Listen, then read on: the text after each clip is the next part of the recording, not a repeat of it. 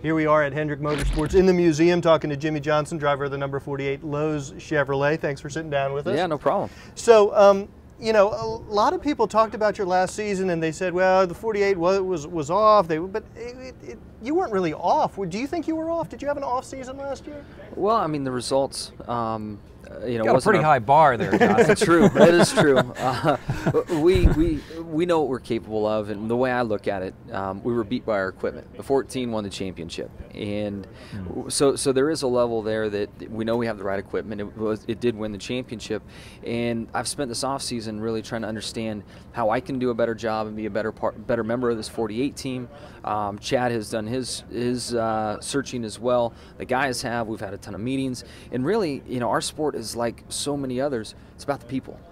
We had the equipment. The equipment won the championship. It's the people and how we executed. And we can look back at some races and say, yeah, you had bad luck here or something there. But at the end of the day, it's about the people. And when I look at our 5 championships we had in a row, each year we showed how as a team we couldn't be beaten. And last year, you know, the stats show, you know, we didn't do that. So that's where we're focused. You know what I think is interesting about that is, I think after each of your championships, at least after several of them, you made some personnel changes. I mean, not wholesale changes, but you changed some guys in and out, which sort of relates back to what you're saying, always looking to get better, but focusing maybe on the people as a way to improve performance. Yeah, I mean, the group of guys we have, we're very proud of and don't feel like we need to make a change. It's more about the way we communicate, the way we're using the tools that are provided to us, you know, here at Hendrick Motorsports, and decisions that we make. So we're very comfortable with the group that we have, and there's been some small changes in the shop, but in the major roles within the team,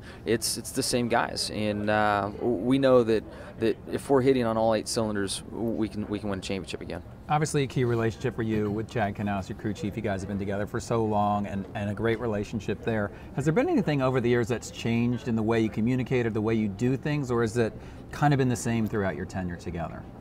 No, it's really changed a little each year, and I could say that in 2005, at the end of 2005, we had probably our biggest you know, situation between he and I, which led to a lot of change starting the 2006 season, which then started our run. So, you know, I look at some of the difficult times we dealt with this past season, and this, you know, in any relationship, the tough times are what make it stronger, make the relationship stronger. It's easy to win. It's easy to stand there and be like, hey, buddy, good job. But when you're really challenged, that's when you learn about yourself, about the people that are around you, and what their values are. And we didn't have a terrible year last year. We finished 6th, right, but it wasn't what we wanted. And I think this offseason we've all learned a lot about one another and where our hearts are, and how bad we want to be a champion again.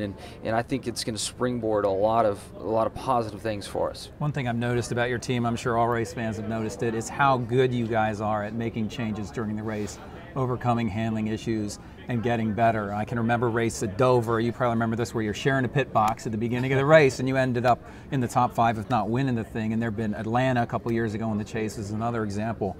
What can you put your finger on why you guys are able to overcome in those situations where maybe you don't have the car at the beginning of the race?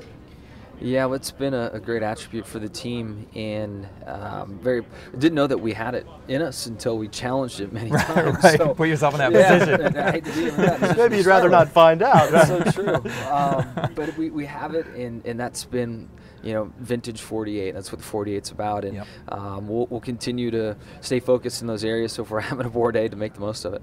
I'd say the other vintage 48, at least from my perspective and from a fan's perspective, is that if something does go amiss through no fault of your own, you take it in stride. You don't, at least from what we can see, you don't overreact, you don't get all upset, you don't let your frustration dictate performance. Is that something that you've had to sort of work on specifically, or has that always been your mode?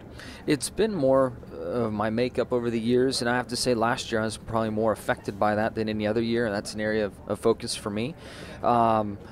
You know, I've always been the calming influence within the team, and Chad's been the aggressor. He's on the chip all the time, right? So if you get us both on the chip, we're probably not going to make good decisions. And you know, I've always had that ability to not hit the button and say kind of what was on my mind. I might just scream it in my helmet instead of broadcasting it to my team in the world. That's a good technique. So I can use that with my wife.